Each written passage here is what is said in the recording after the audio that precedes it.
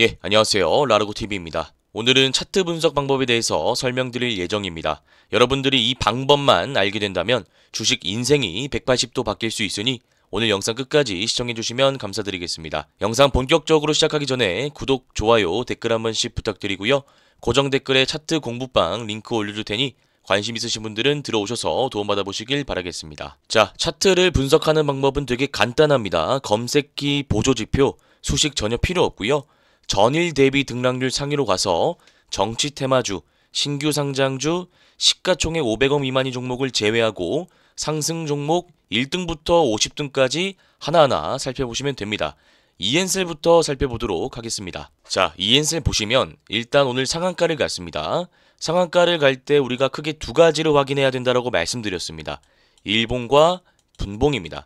일봉은 제가 조금 이따가 말씀드릴 거고요. 일단 분봉에서 우리가 확인해야 될 것이 무엇이 있는지부터 살펴보도록 하겠습니다. 자, 분봉으로 가면 상한가를 어떻게 닫았는지 그 과정을 확인해야 되는데 세 가지 패턴이 있다라고 제가 말씀드렸습니다. 첫 번째, 상한가를 닫고 나서 종가까지 쭉 유지가 되는 패턴이 있고요. 이게 가장 좋은 패턴입니다. 두 번째는 물량 테스트라고 하죠. 한번 풀었다가 바로 닫는 패턴입니다. 세력들이 물량을 확인하기 위해서 종종 쓰는 방식입니다. 이번도 굉장히 좋은 패턴입니다. 마지막으로 제일 안 좋은 패턴은 닫았다가 풀었다가 닫았다가 풀었다가를 반복하는 패턴입니다. 이 패턴은 굉장히 안 좋은 패턴이기 때문에 이런 패턴이 나온다면 우리는 매매를 해서는 안 되고요. 1번, 2번일 때만 매매를 해야 된다라는 말씀을 드리겠습니다. 자, 분봉을 살펴봤으니까 일봉으로 돌아와야 되는데 일봉에서 우리가 볼 것은 거래대금 이평선, 매물대 크게 세 가지입니다. 지금 상한가를 갔을 때 주가의 위치가 18,590원 이 구간입니다. 자, 그런데 이전에 거래대금 들어온 구간들을 한번 살펴보시길 바랍니다. 여기 하나가 있고요. 여기 하나가 있습니다. 자, 그러면 여기는 2만원대부터 25,000원대까지고요. 여기는 27,500원에서부터 35,000원대까지입니다. 우리가 이 첫 번째 매물대는 신경 쓸 필요가 없습니다. 이 두 번째 매물대만 신경 쓰면 되는데 우리가 일봉을 통해 매물대를 확인해야 되는 이유가 무엇일까요? 상한가 이후에 매매를 이 구간에서 하려고 하는데 겹치는지 안 겹치는지 확인하기 위해서 매물대를 살펴보는 겁니다. 자, 그런데 이엔셀 매물대를 살펴보시면 바로 앞에 매물대가 있기 때문에 이런 종목은 시가 매매로 바로 들어가는 것이 아니라 61선 중요한 장기 이평선을 지지하는 캔들을 확인하고 무엇보다도 거래 대금이 많이 들어오는지를 살펴보셔야 됩니다. 거래 대금이 많이 들어와야 되는 이유는 간단합니다. 앞에 물량을 소화했다는 것을 확인해야 되기 때문입니다. 제가 이렇게 설명드려 볼게요. 10월 달부터 11월 달까지 박스 구간에서 물량을 담으신 개인 투자자가 굉장히 많습니다. 이때 보시면 거래 대금이 1,800억, 1,100억 굉장히 많은 거래 대금이 들어왔다는 것은 많은 개인 투자자가 매수 매도를 했다라는 것이죠. 여기 보시면 2만원에 매수하신 분도 계실 거고요. 21,000원, 22,000원, 23,000원, 24,000원, 25,000원 심지어 26,000원 꼭대기에 매수하신 분들도 계실 겁니다. 이게 하나의 매물대입니다. 이 수평선이 하나의 매물대라고 보시면 됩니다. 자, 그러면 이분들은 어떤 생각으로 이 종목을 매수했을까요?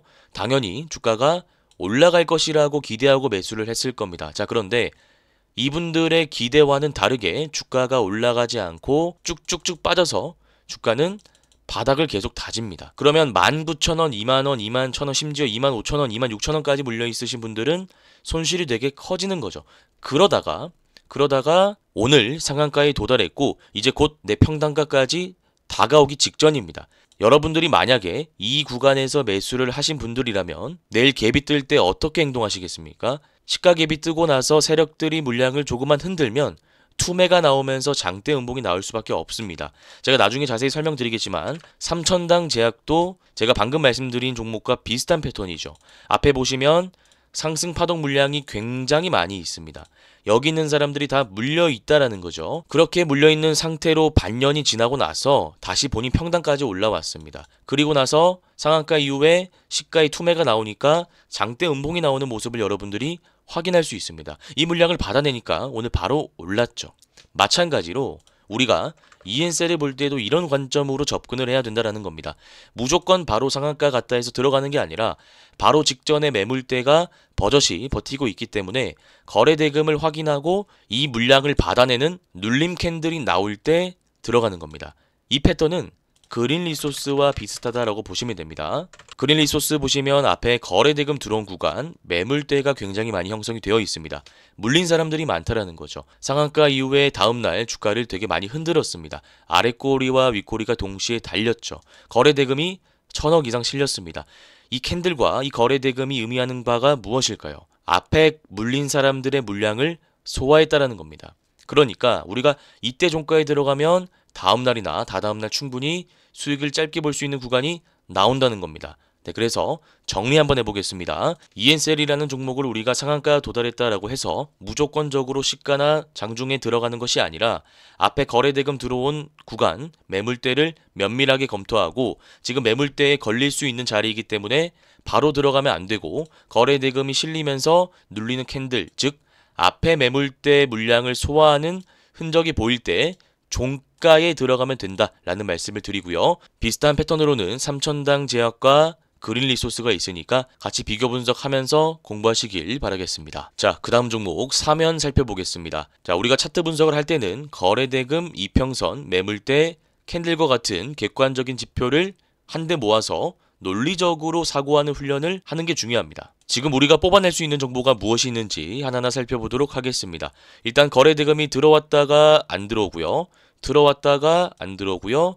들어왔습니다. 그리고 오늘 장대 양봉이 윗꼬리 달린 채 나왔는데 61선, 121선 장기이평선 저항 구간에 주가가 위치해 있는 것을 알 수 있습니다. 그리고 앞에 보시면 매집봉도 보이고요. 상승파동 구간이 강하게 나왔던 흔적도 보입니다. 자, 그래서 제가 방금 말씀드린 이 정보들을 취합해서 합리적인 타점을 잡으면 됩니다.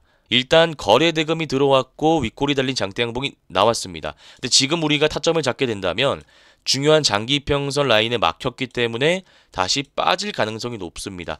이 말인 즉슨 오늘 종가에는 자리가 안 나왔다는 겁니다. 자, 그러면 우리가 사고를 확장시켜서 오늘은 안 되니까 금요일, 내일 이 캔들이 나온다면, 즉 61선과 121선을 돌파하는 캔들이 나온다면 종가에 들어갈 수 있을까요? 그때는 이 정보들을 가지고 다시 생각해 봐야 된다는 겁니다. 분명히 우리가 이 구간만 살펴보자면 61선, 121선 장기이평선 아래 막혀있던 캔들이 장기이평선을 뚫고 나오는 것이기 때문에 호재라고 볼 수 있습니다만 앞에 매물대가 있기 때문에 이때도 종가에 들어간다면 저항 물량에 막힐 수 있습니다. 쉽게 얘기해서 이런 겁니다. 거래 대금이 가장 많이 들어왔던 구간을 제가 다시 분석해 보도록 하겠습니다. 11월 초인데요. 이때 보시면 8,500원, 9,500원, 1,500원, 11,500원, 12,500원, 13,500원 물려있는 개인 투자자가 굉장히 많을 겁니다. 이분들도 아까 EN셀 주주들과 마찬가지로 주가가 올라갈 것이라고 생각하고 들어왔었겠죠. 자, 그런데 예상과는 다르게 주가가 쭉 빠집니다. 그리고 나서 12월 달에 다시 올라왔는데 위에 있는 구간의 매물대는 반응하지 않았습니다. 11,000원, 12,000원, 13,000원에 물려있는 사람들이 8,500원까지 다시 올라왔다라고 해서 과연 물량을 던질까요? 전혀 그렇지 않다라는 겁니다. 그러면 이 사람들이 적어도 매도를 생각하기 시작하는 시점은 평단까지는 와야 된다라는 겁니다. 평단까지 와야 본전에 정리할 수 있는 것이지 이런 구간에서 살짝 반등한다고 해서 매도 생각을 하지는 않을 겁니다. 자, 그러면 이 강력한 매물대가 있는 상황 속에서 지금 장기 이평선 라인까지 올라왔죠. 자, 그러면 이 구간에서 우리가 자세히 봤을 때 60, 120 라인을 돌파하는 거래대금 실린 장대 양봉이 여기까지 나온다면 여기 물렸던 분들은 반응을 할 수밖에 없다라는 겁니다. 설령 매도하지 않았다고 하더라도 이 이후에 조금만 흔들게 된다면 투매가 나오면서 주가가 이렇게 빠질 수 있는 겁니다. 대표적으로 브릿지 바이오 테라퓨틱스라는 종목이 지금과 같은 패턴입니다. 자, 보시면 여기에 물린 개인 투자자가 굉장히 많이 있겠죠. 그리고 나서 주가가 빠지다가 다시 올라옵니다. 근데 올라올 때 패턴을 잘 보시길 바랍니다. 61선 장기이평선 아래에서 장대 양봉이 나왔고요. 장기이평선 최종적으로 확실하게 뚫어주는 장대 양봉이 한 번 더 나왔습니다. 그래서 주가가 올라갈 것처럼 패턴이 만들어졌는데 주가는 예상과는 다르게 음봉이 연달아 나오면서 주가가 빠지게 되죠. 이 이유가 브릿지 바이오 테라퓨틱스라는 종목에 어떤 악재가 있어서 그런 게 아니라 거래대금 보시면 이 앞에 물량을 다 받아내고 있기 때문입니다. 자, 그래서 사면 같은 경우에는 올라온다면 이렇게만 본다면 굉장히 좋은 패턴이죠. 장대 양봉이 두 개가 나왔기 때문에 우리가 적산병 패턴을 적용해 볼 수 있는 패턴이지만 차트를 전체적으로 봤을 때 앞에 매물대가 굉장히 강력하게 형성되어 있는 구간이 있으니까 다시 빠질 수 있다라는 겁니다. 그래서 이 종목은 장대 양봉이 나오는 것을 확인하고 종가에 바로 들어가는 것이 아니라 60, 120 장기 이평선을 지지라인으로 설정하고 장대 양봉 뚫는지 확인한 뒤에 주가가 눌릴 때 들어가는 것이 더 좋은 타점이다 라는 겁니다. 그래서 우리가 차트를 분석할 때도 좁게 볼 줄 알아야 되고요. 넓게 볼 줄 알아야 됩니다. 그리고 이와 비슷한 패턴은 어떤 패턴이 있는지 다른 종목들도 살펴보면서 합리적인 타점을 잡으려고 노력을 하셔야 됩니다. 이 부분은 여러분들 좀 이해가 어려우실 수 있으니 여러 번 반복하셔서 학습하시길 바라겠습니다. 자, 그 다음에 마음 AI 보겠습니다. 마음 AI는 상승 N파입니다. 상승 파동 이후에 눌리고 나서 다시 전고점을 돌파하는 상승 파동이 나오는 패턴이죠. 이것을 우리가 알파벳 N자와 같다고 해서 상승 N파라고 합니다. 자, 그런데 이 상승 N파를 볼 때는 우리가 크게 세 가지 구간으로 나눠서 논리적으로 사고하는 훈련을 하셔야 된다라고 제가 말씀드렸습니다. 첫 번째 상승 파동 나왔던 구간을 보셔야 되고요. 이 구간을 말씀드리는 겁니다. 그리고 눌리는 구간 2번이고요. 3번은 전고점을 돌파하고 거래대금 실린 장대 양봉이 나오는 구간을 3번이라고 합니다. 1번을 볼 때는 거래대금이 얼마가 들어왔는지만 체크하시면 됩니다. 그리고 2번을 볼 때는 거래대금이 많이 실리지 않았는가 요것만 확인하시면 됩니다. 거래대금이 많이 실렸다라는 것은 앞에 상승파동의 물량들이 다 나왔다. 즉 세력들의 물량이 나왔다라는 것이기 때문에 상승 N파 적용이 힘듭니다. 따라서 지금과 같이 2번 구간 거래대금이 안 들어오면 전혀 문제가 없고요. 3번 구간이 제일 중요한데 전고점을 돌파하는 장대 양봉이 나와야 되고 거래대금이 실려야 됩니다. 거래대금이 실리는 게 왜 중요할까요? 결국 이 사람들의 물량, 1차 상승파동 구간의 물량이 나왔는지 안 나왔는지 확인할 수 있는 객관적인 지표이기 때문입니다. 만약에 거래대금이 지금처럼 860억이 아니라 100억이 실렸다라고 가정해 보겠습니다. 상승파동 구간의 거래대금과 2차 상승파동 구간의 거래대금을 비교 분석해 봤을 때 2차 상승파동 구간의 거래대금이 많이 모자랍니다. 이 말인 즉슨 1차 상승파동 구간의 물량이 다 나오지 않았음을 의미하는 것이고 이분들이 물량을 아직 던지지 않았다라는 것은 곧 잠재 물량이라는 것입니다. 올라가려고 할 때 언제든지 이 물량이 나올 수 있다라는 것이기 때문에 무조건 이 기법을 적용하기 위해선 거래대금을 같이 비교 분석하셔야 됩니다. 자, 그런데 이런 관점으로 봤을 때 마음 AI는 거래대금이 많이 들어왔기 때문에 이 물량을 받아냈다라고 해석할 수 있고 종가에 들어가서 빠르게 수익 보고 나올 수 있습니다. 자, 그런데 요즘 패턴을 보면 상승 N파가 바로 가는 경우도 있습니다만 한번 음봉으로 쉬고 나서 양이 나오는 경우가 있습니다. 제가 요거 두 가지 종목을 좀 말씀드릴 건데요. 전진건설 로봇 보시면 상승 N파가 나왔습니다. 1차 상승파동 눌리고 2차 상승파동 이때 거래대금 실린 장대 양봉이 나왔으니까 다음날 바로 시세가 나오는 모습입니다. 자, 그런데 100%는 아닙니다. SOS랩 보시면 상승파동 이후에 이때죠. 거래대금 실린 장대 양봉이 나왔는데 다음날 바로 올라가지 않고 음봉으로 쉬고 나서 다음날 수익 구간이 나오는 모습입니다. 마찬가지로 마음 AI를 들어간다면 바로 올라갈 가능성 분명히 있습니다만 음봉으로 쉬고 다음날 양음량으로 올라갈 수 있기 때문에 이거는 5일선 손절라인 설정하시고 대응하면 되는 종목이다 라는 말씀을 드리겠습니다. 자, 그 다음에 하이젠 RNM 보겠습니다. 하이젠 RNM도 제가 방금 말씀드린 마음 AI와 비슷한 패턴이죠. 상승 N파 패턴인데 상승 N파를 분석할 때는 구간을 나눠야 된다라고 설명드렸습니다. 첫 번째 구간 상승 파동일 때는 거래대금이 얼마가 들어왔는지 확인하면 되고요. 눌리는 구간에서는 거래대금이 실리면 안 된다라고 말씀드렸습니다. 세 번째 구간에서는 전고점을 돌파하는 장대 양봉이 나오는지 확인하고 거래대금이 많이 실리는지도 같이 보셔야 된다라고 말씀드렸습니다. 자, 그런데 이 하이젠 RNM 거래대금 보시면 총량은 되게 많이 들어왔습니다. 1300억이라는 수치가 적은 수치가 아니죠. 자, 그런데 앞에 앞에 1차 상승 파동 구간에 못 미치는 거래 대금이 들어왔기 때문에 이런 건 바로 들어가는 게 아니라 5일선 기준으로 잡고 분할 매수를 해야 된다는 겁니다. 네, 그래서 아까 마음 AI와 차이점이라고 한다면 거래 대금이 많이 실리고 안 실리고의 차이이기 때문에 아까 제가 말씀드린 마음 AI는 종가에 바로 들어가서 비중 베팅을 할 수 있는 종목이지만 하이젠 RNM은 비중 베팅이 불가능하고 비중을 조절하면서 분할 매수 관점으로 들어가야 되는 종목이다라는 겁니다. 그래서 상승 N파도 패턴이 되게 많이 나뉘기 때문에 이 두 종목 비교 분석하시면서 공부하시길 바라겠습니다. 자, 그 다음 신성 델타테크 말씀드리도록 하겠습니다. 신성 델타테크 차트 보시면 꾸준히 거래 대금이 들어오고 있고 5일선, 11일선 단기평선 상승 추세 구간에 있는 종목입니다. 이런 상황에서 우리가 쓸 수 있는 기법은 크게 두 가지가 있습니다. 자, 첫 번째 5일선 기법입니다. 5일선 기법은 거래 대금이 많이 들어오면서 5일선을 돌파하는 장대 양봉이 나올 때 종가에 들어가서 다음날이나 다다음날 짧게 차익 실현하고 나오는 기법입니다. 두 번째는 추세 매매 기법이 있는데요. 추세의 지지라인을 연결해서 선을 하나 긋습니다. 그러면 가파른 선이 하나 나옵니다. 이 선을 기준으로 해서 눌릴 때 들어가서 반등할 때 파는 기법을 추세매매 지지라인 기법이라고 합니다. 추세의 지지라인은 11만원으로 보이기 때문에 이 구간 눌릴 때 우리가 들어갈 수 있는데 정답은 없습니다. 성향에 따라 매매하면 되는 겁니다.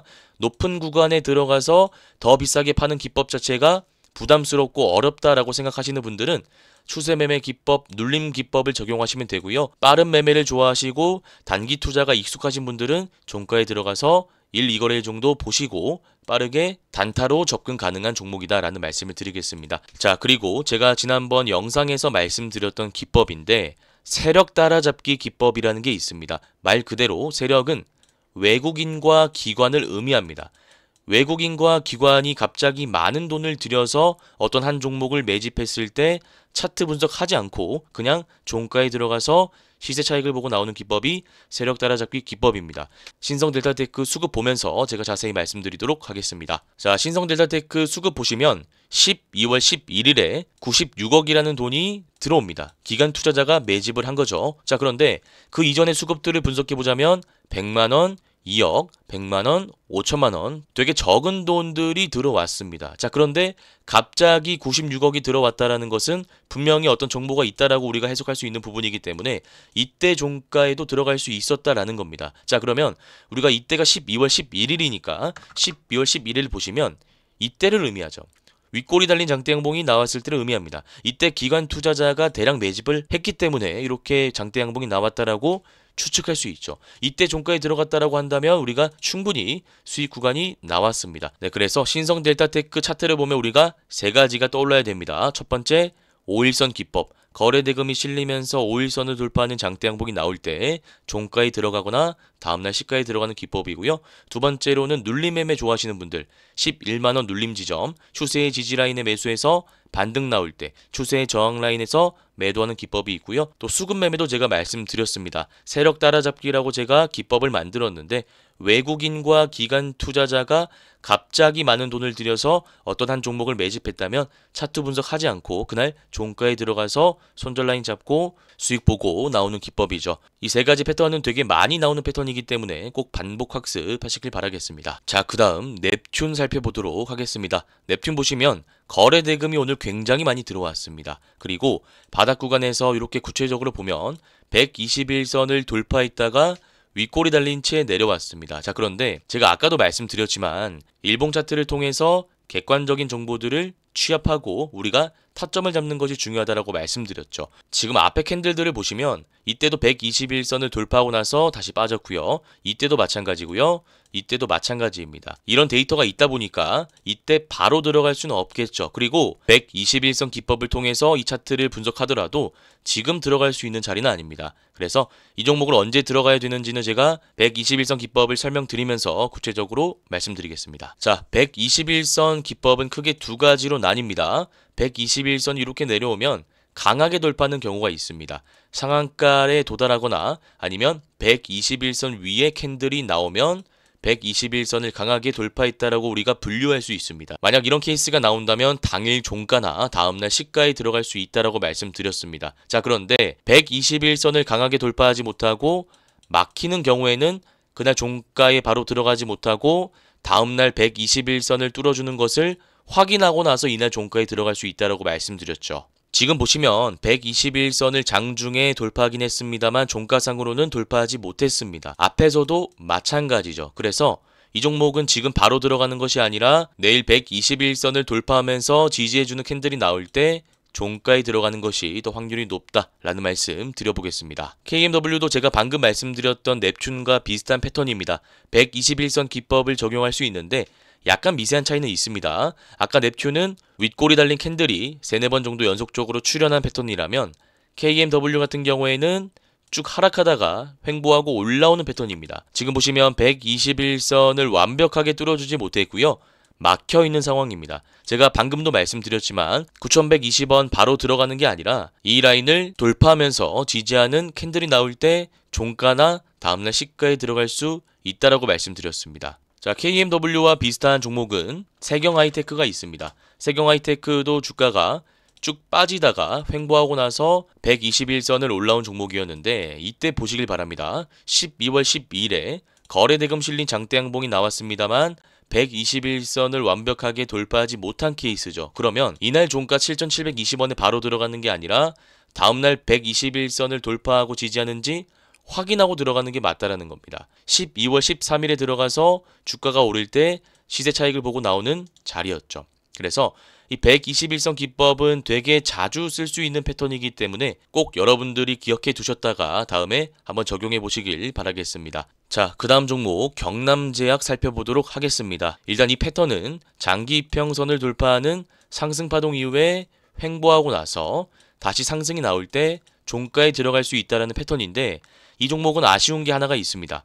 거래 대금이 많이 실리지 않았다라는 겁니다. 그래서 확률이 좀 많이 떨어질 수가 있습니다. 대표적인 종목으로는 제가 어제 말씀드렸던 뉴로메카가 있는데요. 보시면 바닥을 다지고 나서 장기 이평선을 한번 뚫어준 다음에 주가가 눌리고 나서 횡보하고 다시 올라오는 패턴이죠. 그러면 우리가 들어갈 수 있는 구간은 상승파동 이후에 눌리는 구간이 아니라 눌리고 나서 돌파하는 거래대금 실린 장대 양봉이 나올 때 종가의 타점을 잡을 수 있는 겁니다. 자, 그런데 아까 경남제약과 뉴로메카의 차이점이라고 한다면 뉴로메카 같은 경우에는 1차 상승파동 구간의 거래대금과 2차 상승파동 구간의 거래대금이 비슷하기 때문에 앞에 물량을 받아내서 다음날 오를 수 있는 것인데 경남제약 같은 경우에는 1차 상승 구간에서는 거래대금이 굉장히 많이 들어왔는데 지금은 거래대금이 많이 안 들어왔기 때문에 이날 우리가 종가에 들어간다 하더라도 다음날 이 물량들이 나오면서 갭하락할 가능성이 굉장히 높다라는 겁니다. 그래서 이 패턴을 여러분들이 쓰시려면 2차 상승 파동 구간에서 거래대금이 많이 들어와야지 쓸 수 있는 기법이다. 이렇게 기억하시면 될 것 같습니다. 자, 그 다음 PSK홀딩스 살펴보도록 하겠습니다. 보시면 앞에 거래대금 실린 장대 음봉이 보입니다. 통상적으로 봤을 때 거래대금 실린 장대 음봉이 나왔다는 것은 세력들이 물량을 던지고 나갔다라는 것이기 때문에 이 캔들이 나오고 나서 주가가 쭉 빠지기 마련입니다. 자, 그런데 우리가 매수 타점을 잡을 구간이 있다라고 말씀드렸죠. 이런 바닥 구간이 아니라 주가가 장기 이평선을 돌파하면서 장대 음봉의 시가 라인까지 올라올 때 종가나 장중 매매 시가의 접근이 가능하다라고 말씀드렸습니다.